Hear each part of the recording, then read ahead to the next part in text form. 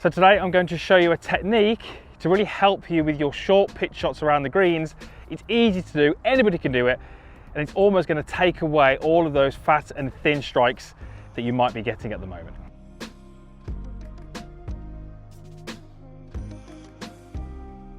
So this shot that I'm faced with here, for many of you, would be a challenge. It's an awkward distance, it's probably some 30 yards to the flag. We've got a little bit of that bunker creeping in, which might catch our attention, and very often from this situation we can thin the ball over the back of the green, or we can, you know, misstrike it heavy and land the ball short of the green, and we just don't really give ourselves the best chance of getting up and down. Well, today we're going to show you, I'm going to share with you a very, very simple technique. We're going to tap into some of your natural talent that I know you've all got, and then we're going to move a little bit further away and show you how we can adapt this technique when we're a little bit further away, maybe 50, 60 yards from the green. So I'd like you to do a little exercise to begin with. I'd like you to grab a golf ball, and I'd like you to, I mean, if you're not on a golf course, you can do this at home. You're not going to use a golf ball, but if you're on a golf course, fantastic. And you're just going to get yourself kind of set up as if you're going to pitch a golf ball, and just hold that ball in your trail hand. Now, with your lead hand, I want you to take the top of your arm, so just above your elbow, and you're going to kind of pull that into your body. So I'm really kind of pulling the top of my arm into my side of my chest. Now, if I ask you to keep that arm pulled into your body and throw that ball onto the green, what would you do? Now, because this arm is in here, I've only got this kind of range of motion. So if I was to try and throw the ball like this, I'm probably only ever going to throw it kind of up. I can't really throw it forwards.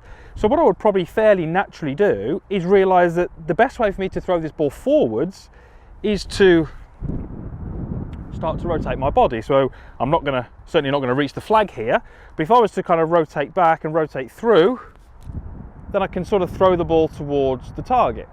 And if we just look at where I'm finished, my body's facing that flag, my heel is raised, my arm is still connected to my body, and my palm is, or my hand is kind of facing the target. So that golf ball got thrown pretty much 100% due to what my body was doing, not my arm. Now, as soon as we let that arm do what it wants and it's not connected to my body, suddenly we can throw that ball much further. And that's what we tend to see quite a lot with pitching, in that we might take a really nice starting position, but we get lots of arm movement, which gives us poor control. It often means the ball goes incredibly high, it's harder to get the right distance. We start to introduce poor strikes, and we're just not very consistent. So what if I set myself up to this ball, aimed at the flag, took my address that I would for a pitch, and did the same thing? Got my lead hand to keep my trail arm attached, and I had to try and pitch that ball towards that flag. Well, what would I do? Well, I would do a very, very similar thing. That ball hasn't quite reached the flag, but look at my finished position. Body's facing the target, heel has left the ground, arm is on my side, club is facing the target. That is exactly the same position as what we saw when I threw that golf ball. Because my arm stayed connected to my body, it meant that I really had to engage the rotation of my body in order to get that ball to go the desired distance. So golfers out there who have great short games, who are really good at pitching from this distance, you take the lead hand off, as just from there, and they'll probably not really see a drop in performance. I mean, they probably will a little bit, it won't be disastrous. The key message and this is one of the little tests I do with almost all the clients I use, I try and get them to hit pitch shots one-handed, and all too often, when there's one arm on the golf club, this is what we see. That was an extreme poor strike, but you'll see how that arm was just kind of on its own in space. It's just somewhere, it's not really got any relationship to my body, it's got no relationship to the ground. It's incredibly hard to get that club back down to the right point at the bottom. You know, it's almost impossible for me to be consistent doing that as exercise, but one-armed is always this movement that we see. The best players, what you'll see is they kind of lock that arm in, and they will use their body rotation to hit the shots. And whilst these aren't perfect, I feel fairly confident that I can hit that shot almost every time, and I'm going to get the ball pretty much on the green. And this is the finish position that I want. It's a great little exercise. Start with the ball, throwing the ball, add the club in without a ball, and then introduce the ball. A couple of key things that we have to make sure are present at setup. We have to make sure that that ball is pretty much under the middle of you. we have to make sure that the club shaft is about straight, slightly leaning forwards. Those are key things. Because what we want you to do at the bottom of this little arc is contact the ground. We want that club to contact the ground. That's absolutely key. If we start to get the setup wrong, the contact with the ground becomes too extreme and we start to have a reaction to that. Very, very difficult to hit consistent shots from there. So what we really want you to do is make sure the setup is good. Ensure that your thought process is to get the bottom of the club, the sole, where the loft is written, to make contact with the ground, and just use the body back and through and get the ball to land on the ground. As soon as you put two hands on there, it's theoretically going to feel incredibly easy. And that's a little close. I came a little bit off the bottom of the club, but again, I wouldn't be unhappy with that. So, try that little exercise. Try it with a ball, throw in the ball, add the club, and then add the ball. Try one-handed pitch shots. It's incredibly difficult if you're not a good pitcher, but if you're quite advanced, it should feel relatively easy. So how do we then take this to a bit further away when we've got 30, 40 yards? Well, let's move back to an area just over here and run through how you can use that same technique, but with potentially a different club.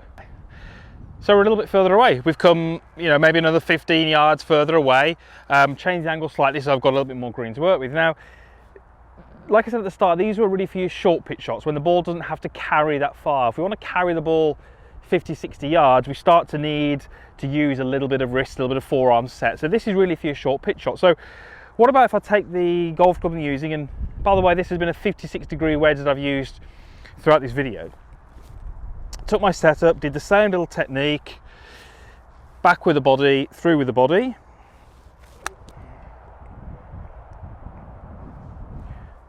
Well, we can't reach. Because it's a body movement and there's not a huge amount going on with the hands and arms, we're kind of limited as to how far we can hit the golf ball. That didn't reach the green.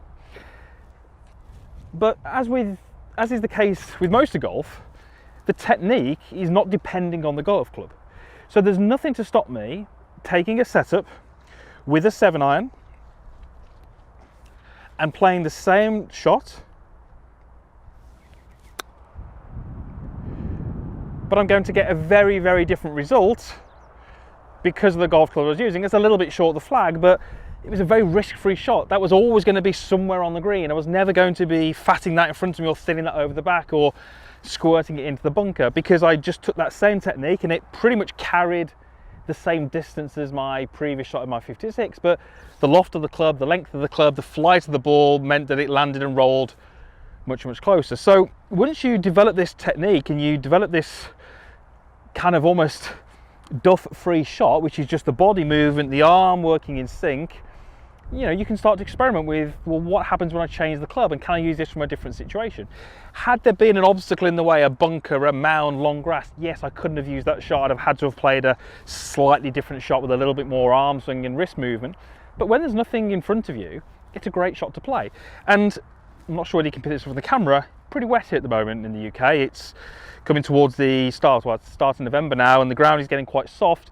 We often want that ball on the ground and rolling a little bit more, because when the ball lands, it often stops, doesn't release too much. So something like that with a 7-iron is a great option for this time of the year. So try that little exercise. It's difficult when you do one-handed shots, trust me it is, but that can almost be your little goal. Try and get to the point where you feel like you can hit 20 to 30 yard shots with your trail arm, and the result can be almost as good as when you've got both hands on. When you get to that point, that's almost your little tick box to say my technique is good, it's where I need to be.